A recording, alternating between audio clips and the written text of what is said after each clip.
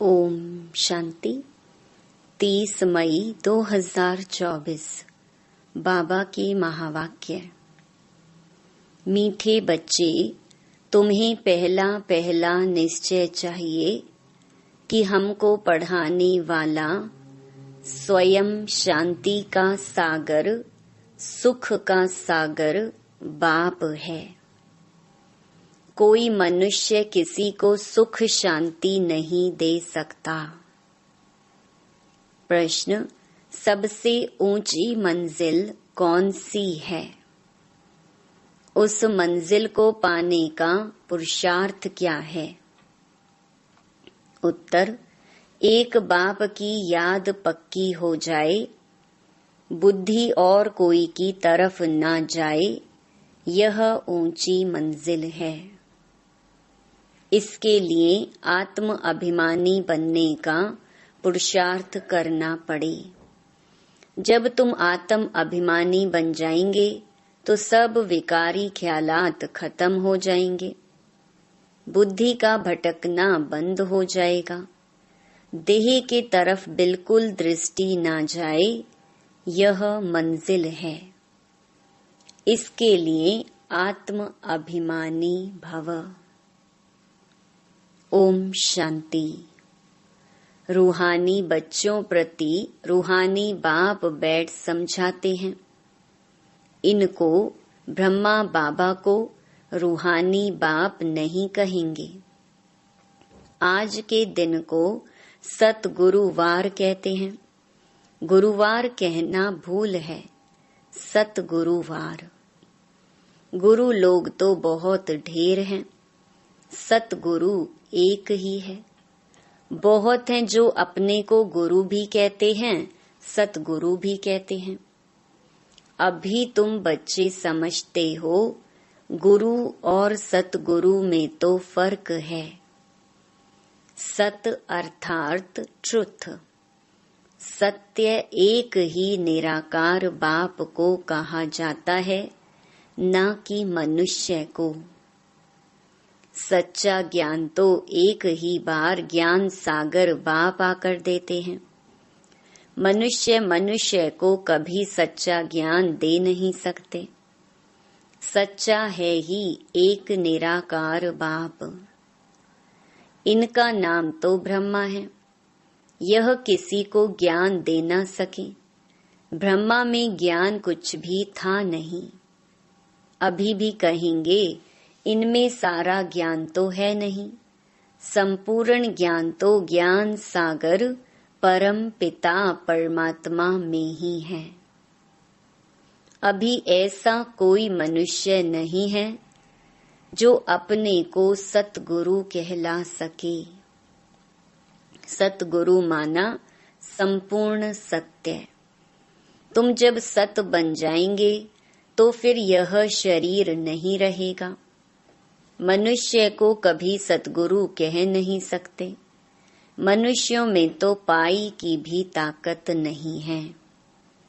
यह खुद कहते हैं, मैं भी तुम्हारे जैसा मनुष्य हूँ। इसमें ताकत की बात उठ नहीं सकती। यह तो बाप पढ़ाते हैं, ना कि ब्रह्मा। यह ब्रह्मा भी उनसे पढ़कर फिर पढ़ाते हैं। तुम ब्रह्मा कुमार कुमारियां कहलाने वाले भी परमपिता परमात्मा सतगुरु से पढ़ते हो। तुमको उनसे ताकत मिलती है। ताकत का मतलब यह नहीं कि कोई को घूंसा मारो जो गिर पड़े।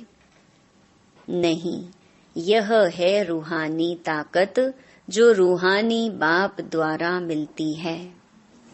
याद के बल से तुम शांति को पाते हो और पढ़ाई से तुमको सुख मिलता है। जैसे और टीचर्स तुमको पढ़ाते हैं, वैसे बाप भी पढ़ाते हैं। यह भी पढ़ते हैं, स्टूडेंट हैं। देहधारी जो भी हैं वे सभी स्टूडेंट हैं। बाप को तो देह है नहीं, वह निराकार है, वही आकर पढ़ाते हैं। जैसे और स्टूडेंट पढ़ते हैं वैसे तुम भी पढ़ते हो। इसमें मेहनत की बात नहीं। पढ़ने समय हमेशा ब्रह्मचर्य में रहते हैं। ब्रह्मचर्य में पढ़कर जब पूरा करते हैं तब बाद में विकार में गिरते हैं। मनुष्य तो मनुष्य जैसे ही देखने में आते हैं। कहेंगे यह फलाना आदमी है, यह LLB है, यह फलाना ऑफिसर है, पढ़ाई पर टाइटल मिल जाता है। शक्ल तो वही है। उस जिस्मानी पढ़ाई को तो तुम जानते हो। साधु संत आदि जो शास्त्र पढ़ते पढ़ाते हैं उनमें कोई बड़ाई नहीं। उससे कोई को शांति तो मिल नहीं सकती। खुद भी शांति के लिए धक्के खाते हैं। जंगल में अगर शांति होती तो फिर वापस क्यों लौटते। मुक्ति को तो कोई पाता नहीं। जो भी अच्छे अच्छे नामी ग्रामी राम कृष्ण परमहंस आदि होकर गए हैं वह भी सब पुनर्जन्म लेते लेते नीचे ही आए हैं। मुक्ति जीवन मुक्ति को कोई भी पाते नहीं। तमो प्रधान बनना ही है। देखने में तो कुछ नहीं आता। कोई से पूछो तुमको गुरु से क्या मिलता है तो कहेंगे शांति मिलती है, परंतु मिलता कुछ भी नहीं। शांति का अर्थ ही नहीं जानते।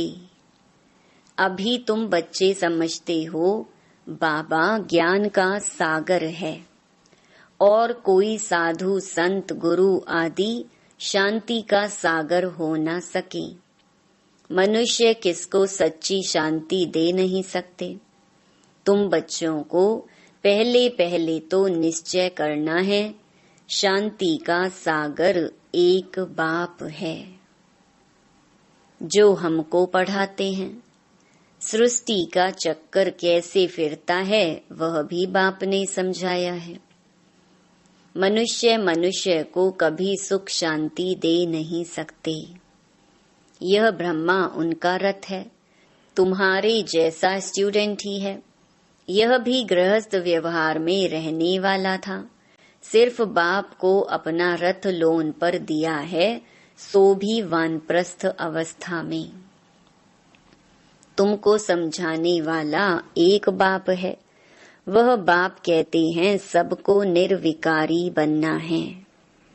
जो खुद नहीं बन सकते तो फिर अनेक प्रकार की बातें करेंगे, गालियां भी देंगे। समझते हैं हमारा जन्म जन्मांतर का भोजन जो बाप का वर्षा मिला हुआ है वह छुड़ाते हैं। अब छुड़ाते तो वह बेहद का बाप है ना। इनको भी उसने छुड़ाया। बच्चों को भी बचाने की कोशिश की, जो निकल सके उनको निकाला। अब तुम बच्चों की बुद्धि में है कि हमको पढ़ाने वाला कोई मनुष्य नहीं है। सर्वशक्तिमान एक ही निराकार बाप को कहा जाता है और किसको कहा नहीं जाता। वही तुमको नॉलेज दे रहे हैं, बाप ही तुमको समझाते हैं। यह विकार तुम्हारा सबसे बड़ा दुश्मन है। इनको छोड़ो। फिर जो नहीं छोड़ सकते हैं वे कितना झगड़ा करते हैं।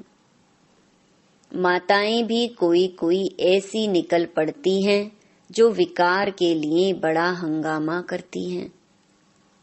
अभी तुम हो संगम युग पर।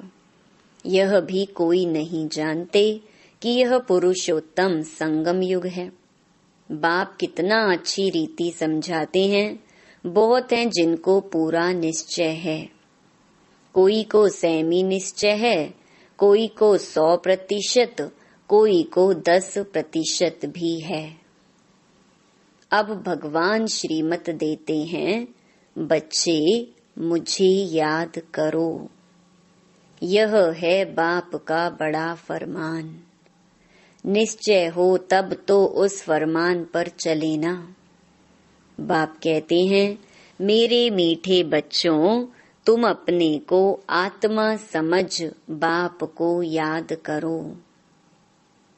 इनको याद नहीं करना है। मैं नहीं कहता, बाबा मेरे द्वारा तुमको कहते हैं। जैसे तुम बच्चे पढ़ते हो तो यह भी पढ़ता है। सब स्टूडेंट हैं। पढ़ाने वाला एक टीचर है। वह सब मनुष्य पढ़ाते हैं। यहाँ तुमको ईश्वर पढ़ाते हैं। तुम आत्माएं पढ़ती हो, तुम्हारी आत्मा फिर पढ़ाती है। इसमें बहुत आत्म अभिमानी बनना है। बैरिस्टर, इंजीनियर आत्मा ही बनती है। आत्मा को अब देह अभिमान आ गया है। आत्म अभिमानी के बदले देह अभिमानी बन पड़े हैं। जब आत्म अभिमानी हो तब विकारी नहीं कहला सकते। उनको कभी विकारी ख्याल भी नहीं आ सकता। देह अभिमान से ही विकारी ख्याल आते हैं। फिर विकार की ही दृष्टि से देखते हैं। देवताओं की विकारी दृष्टि कभी हो नहीं सकती। ज्ञान से फिर दृष्टि बदल जाती है। सतयुग में ऐसे थोड़े ही प्यार करेंगे, डांस करेंगे। वहां प्यार करेंगे परंतु विकार की बांस नहीं होगी। जन्म जन्मांतर विकार में गए हैं तो वह नशा बहुत मुश्किल उतरता है। बाप निर्विकारी बनाते हैं तो कई बच्चियां बिल्कुल मजबूत हो जाती हैं। बस हमको तो पूरा निर्विकारी बनना है। हम अकेले थे, अकेले ही जाना है। उनको कोई थोड़ा टच करेगा तो अच्छा नहीं लगेगा। कहेंगे यह हमको हाथ क्यों लगाते हैं, इनमें विकारी बास है। विकारी हमको टच भी ना करे। इस मंजिल पर पहुंचना है। देह तरफ बिल्कुल दृष्टि ही ना रहे, वह कर्मातीत अवस्था अभी बनानी है। अभी तक ऐसा नहीं है कि सिर्फ आत्मा को ही देखते हैं। मंजिल है। बाप हमेशा कहते रहते हैं, बच्चे अपने को आत्मा समझो। यह शरीर दुम है जिसमें तुम पार्ट बजाते हो। कई कहते हैं इनमें शक्ति है, परंतु शक्ति की कोई बात ही नहीं। यह तो पढ़ाई है। जैसे और भी पढ़ते हैं यह भी पढ़ते हैं। प्योरिटी के लिए कितना माथा मारना पड़ता है, बड़ी मेहनत है। इसलिए बाप कहते हैं एक दो को आत्मा ही देखो। सतयुग में भी तुम आत्म अभिमानी रहते हो। वहां तो रावण राज्य ही नहीं, विकार की बात नहीं। यहाँ रावण राज्य में सब विकारी हैं, इसलिए बाप आकर निर्विकारी बनाते हैं। नहीं बनेंगे तो सजा खानी पड़ेगी। आत्मा पवित्र बनने बिगर ऊपर जा न सके। हिसाब किताब चुकतू करना पड़ता है, फिर भी पद कम हो पड़ता है। यह राजधानी स्थापन हो रही है। बच्चे जानते हैं स्वर्ग में एक आदि सनातन देवी देवताओं का राज्य था। पहले पहले तो जरूर एक राजा रानी होंगे, फिर डायनेस्टी होगी। प्रजा ढेर बनती है, उसमें अवस्थाओं में फर्क पड़ेगा। जिनको पूरा निश्चय नहीं वह पूरा पढ़ भी ना सके, पवित्र बन ना सके। आधा कल्प के पतित एक जन्म में 21 जन्मों के लिए पावन बने, मासी का घर है क्या? मुख्य है ही काम की बात। क्रोध आदि का इतना नहीं। कहाँ बुद्धि जाती है तो जरूर बाप को याद नहीं करते हैं। बाप की याद पक्की हो जाएगी तो फिर और कोई की तरफ बुद्धि नहीं जाएगी। बहुत ऊंची मंजिल है। पवित्रता की बात सुनकर आग में जल मरते हैं। कहते हैं यह बात तो कभी कोई ने कही नहीं, कोई शास्त्र में है नहीं। बड़ा मुश्किल समझते हैं। वह तो है ही निवृत्ति मार्ग का धर्म अलग। उनको तो पुनर्जन्म ले फिर भी संन्यास धर्म में ही जाना है, वही संस्कार ले जाते हैं। तुमको तो घर बार छोड़ना नहीं है, समझाया जाता है भल घर में रहो। उन्हों को भी समझाओ, अब है संगम युग। पवित्र बनने बिगर सतयुग में देवता बन नहीं सकेंगे। थोड़ा भी ज्ञान सुनते हैं तो वह प्रजा बनती जाती है। प्रजा तो ढेर होती है ना। सतयुग में वजीर भी नहीं होते, क्योंकि बाप संपूर्ण ज्ञानी बना देते हैं। वजीर आदि चाहिए अज्ञानियों को। इस समय देखो एक दो को मारते कैसे हैं। दुश्मनी का स्वभाव कितना कड़ा है। अभी तुम समझते हो हम यह पुराना शरीर छोड़ जाकर दूसरा लेते हैं। कोई बड़ी बात है क्या? वह दुख से मरते हैं, तुमको सुख से बाप की याद में जाना है। जितना मुझ बाप को याद करेंगे तो और सब भूल जाएंगे, कोई भी याद नहीं रहेगा। परंतु यह अवस्था तब हो जब पक्का निश्चय हो। निश्चय नहीं तो याद भी ठहर नहीं सकती। नाम मात्र सिर्फ कहते हैं, निश्चय ही नहीं तो याद काहे को करेंगे। सबको एक जैसा निश्चय तो नहीं है ना। माया निश्चय से हटा देती है, जैसे के वैसे बन जाते हैं। पहले पहले तो निश्चय चाहिए बाप में। संशय रहेगा क्या कि यह बाप नहीं है। बेहद का बाप ही ज्ञान देते हैं। यह तो कहता है मैं सृष्टि के रचयिता और रचना को नहीं जानता था। मेरे को कोई तो सुनाएगा। मैंने 12 गुरु किए, उन सबको छोड़ना पड़ा। गुरु ने तो ज्ञान दिया नहीं, सतगुरु ने अचानक आकर प्रवेश किया। समझा पता नहीं क्या होना है। गीता में भी है ना, अर्जुन को भी साक्षात्कार कराया। अर्जुन की बात है नहीं, यह तो रथ है ना। यह भी पहले गीता पढ़ता था। बाप ने प्रवेश किया, साक्षात्कार कराया कि यह तो बाप ही ज्ञान देने वाला है, तो उस गीता को छोड़ दिया। बाप है ज्ञान का सागर, हमको तो वही बताएगा ना। गीता है माई बाप, वह बाप ही है जिसको त्वमेव माताश्च पिता कहते हैं। वह रचना रचते एडॉप्ट करते हैं ना। यह ब्रह्मा भी तुम्हारे जैसा है।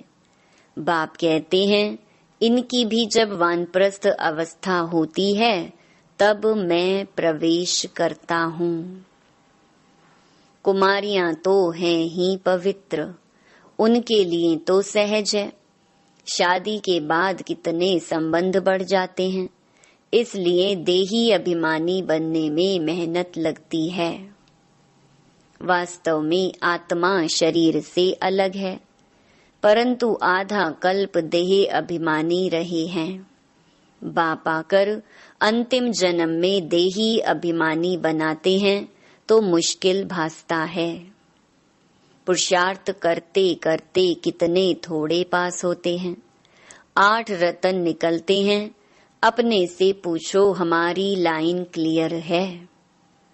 एक बाप के सिवाय और कुछ याद तो नहीं आता है। यह अवस्था पिछाड़ी में होगी। आत्म अभिमानी बनने में बहुत मेहनत है। अच्छा, मीठे मीठे सिके लधे बच्चों प्रति माता पिता बाप दादा का याद प्यार और गुड मॉर्निंग। रूहानी बाप की रूहानी बच्चों को नमस्ते। धारणा के लिए मुख्य सार। पहला, ज्ञान से अपनी दृष्टि का परिवर्तन करना है। आत्म अभिमानी बन विकारी ख्यालात समाप्त करने हैं। किसी भी विकार की बांस ना रहे, देह तरफ बिल्कुल दृष्टि ना जाए। दूसरा, बेहद का बाप ही हमें पढ़ाते हैं, ऐसा पक्का निश्चय हो तब याद मजबूत होगी। ध्यान रहे माया निश्चय से जरा भी हिला ना दे। वरदान, सेवा भाव से सेवा करते हुए आगे बढ़ने और बढ़ाने वाले निर्विघ्न सेवाधारी भव। सेवा भाव सफलता दिलाता है। सेवा में अगर अहम भाव आ गया तो उसको सेवा भाव नहीं कहेंगे। किसी भी सेवा में अगर अहम भाव मिक्स होता है तो मेहनत भी ज्यादा, समय भी ज्यादा लगता और स्वयं की संतुष्टि भी नहीं होती। सेवा भाव वाले बच्चे स्वयं भी आगे बढ़ते और दूसरों को भी आगे बढ़ाते हैं। वे सदा उड़ती कला का अनुभव करते हैं। उनका उमंग उत्साह स्वयं को निर्विघ्न बनाता और दूसरों का कल्याण करता है। स्लोगन, ज्ञानी तो आत्मा वह है जो महीन और आकर्षण करने वाले धागों से भी मुक्त है। ओम शांति।